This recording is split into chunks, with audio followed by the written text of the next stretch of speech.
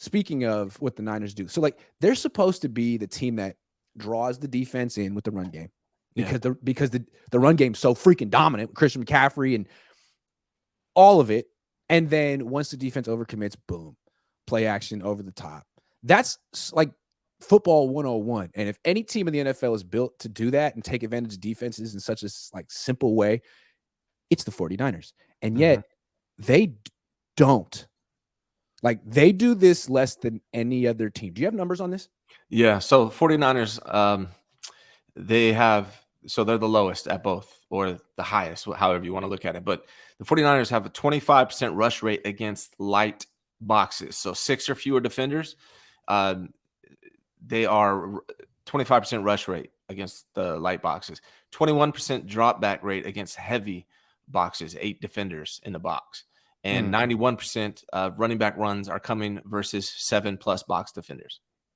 So basically, they're running the ball regardless of how many people are in the box. They're not dropping back in those situations. They're not audibling out of it and going deep. Now, they might try to play action you against in those situations. But what defenses are doing, what we saw the Eagles do, is they just don't care about the play action. They're just coming after the quarterback regardless, because they have so many people in the box. They just have at least one guy just attacking the quarterback regardless, not biting on the play action. And so teams are literally just daring the 49ers to go deep and beat them down the sidelines against heavy boxes, and they just are not. One thing I'll give the Niners credit for, I like a team that can run the ball, especially in the regular season. Yeah. That imposes its will.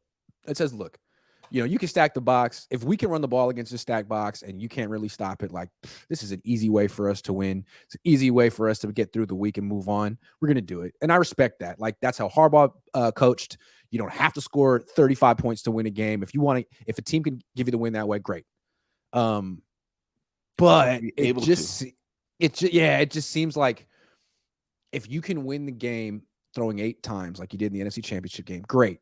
But if you could also just hit a couple, 1 or 2 shots down the field on top of that, like, really improve your offense. And that's why I thought you got Trey Lance. I thought Kyle understood. Like, this is the whole Jimmy Garoppolo thing. You have a quarterback who throws short, just like Brock, and it's not really complementing your run game. It's like it's all very congested. But you bring in a quarterback who can actually do the play action and then get the ball down the field, down the sideline, because those are, with 8 in the box, there's only 1 safety deep. So those are open. Like, I thought that was the whole plan. It's so obvious. Why would Jay Cutler could do that. John Elway could do that. Steve Young could do that. We've seen the Shanahan system forever. Kirk Cousins can do that. It's open for you. But Kyle can't get a quarterback who can do it. He tried to get a quarterback who can do it. He didn't explain to his team what he was doing. And now they're back to everything is within 15 yards of the line of scrimmage. It's tough. Yeah, and look at the teams that are having success. Look at the Chiefs, right? They're the cream. They're Super Bowl champions. They're the opposite, right? Teams are giving them everything underneath. Teams want them to run, right? They're taking away the sidelines and the deep pass. That's why everyone says, well, Patrick Mahomes was dinking and dunking this year. Yeah, because that's what the defense was giving him. The defenses are literally giving Kyle Shanahan and the 49ers the deep shots, and we're not taking it. They're like, no thanks. We're like, we're going to do this. And we don't do that over here.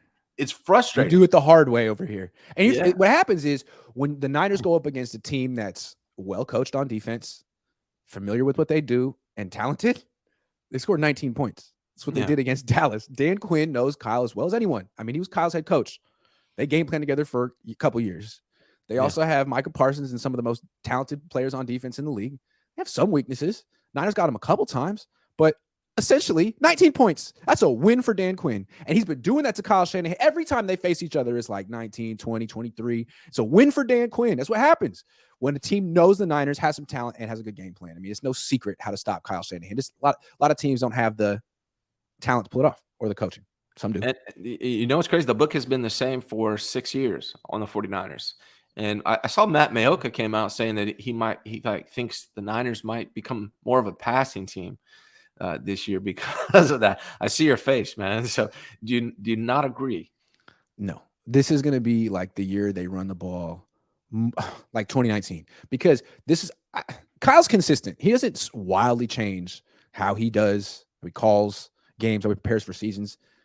I mean, this is 2019. This is the year where your starting quarterback has no offseason. He's coming off a serious injury. Jimmy was coming off the ACL. Brock coming off the UCL. It's almost the same acronym. So you're going to have a quarterback who doesn't have the full offseason, but you're still going to play him. I mean, they've made that clear. If he's healthy, he's playing. So what does Kyle do in that situation? He runs the hell out of the ball. And this year he's got Christian McCaffrey, Jordan Mason, Elijah Mitchell, Ty Davis Price, Deebo Samuel. Like, they're totally equipped to do it. They don't need to pass very much in September to win games. And I'm surprised they passed as much as they did last year. They passed the ball way too much in Chicago last year. They could be winning games passing 10 times early in the season. And I think they're going to be doing stuff like that. And you know what frustrated the hell out of me is that against the Eagles, what they should have done is run the ball. And then they all of a sudden decided not to.